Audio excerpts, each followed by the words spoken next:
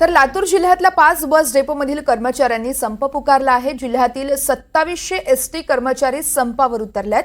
त्यामुळे आता एका लातूर जिल्ह्यातील 5 डेपोमधील 550 एसटी बसच्या फेऱ्या थांबल्यात। एका दिवसाला एसटी महामंडळाचं 50 लाखांचं उत्पन्न ठप्प झालंय।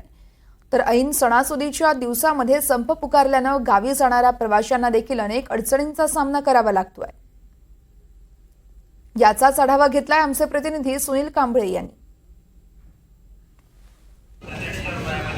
एसटी महामंडळ कर्मचाऱ्यांच्या विविध मागण्यासाठी आज राज्यभर जे आहे ते एसटी महामंडळ कर्मचाऱ्यांकडून राज्यव्यापी जो संप पुकारण्यात आला, त्यामुळे जे बसस्थानकातील जे आहे ते प्रवासी त्यांना जे आहे आता प्रवासासाठी अडचणीचा सामना करावा लागत आहे। त्यामुळे लातूर जिल्ह्यामध्ये जर आपण चित्र पाहिलं तर 5 डेपोमध्ये हा जो बंद आहे तो पुकारण्यात आलेला आहे। त्यामुळे 2700 कर्मचारी जे आहेत या संपामध्ये उतरलेले आहेत। जवळपास 50 लाखाचं उत्पन्न जे आहे दररोजचं उत्पन्न जे आता ठप्प झालेलं आहे। त्यामुळे इथले जी प्रवास करणारे प्रवासी आहेत त्यांना आता या अडचणीचा सामना करावा लागणार आहे आणि प्रवासी आपल्यासोबत आहेत।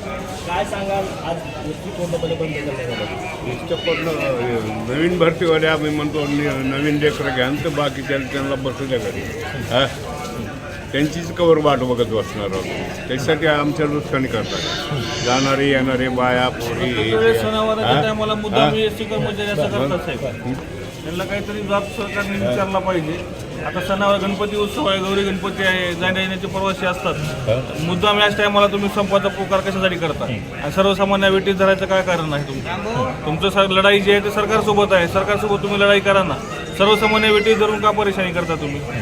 हा माझा प्रश्न आहे एसटी कर्मचाऱ्यांना। आणि होत नसेल यांच्यानंतर सरळ सरकारने नवीन भरती करून चालू करून घ्यावी, कारण लेडीजला परेशानी होत आहे। जेंट्स लोक आहेत, बारके लेकरं आहेत, गावाकडे जाणारे आहेत, येणारे आहेत, त्यांचा बी काही विचार केला पाहिजे का नाही? सरकारने पण केला पाहिजे आणि एसटी कर्मचाऱ्यांनी पण केला पाहिजे हा विचार। एकूण जर पाहिलं तर लातूर जिल्ह्यामध्ये जे आहे बसच्या या संपामुळे जे आहे आता प्रवाशांना नाहक त्रास सहन करावा लागतोय।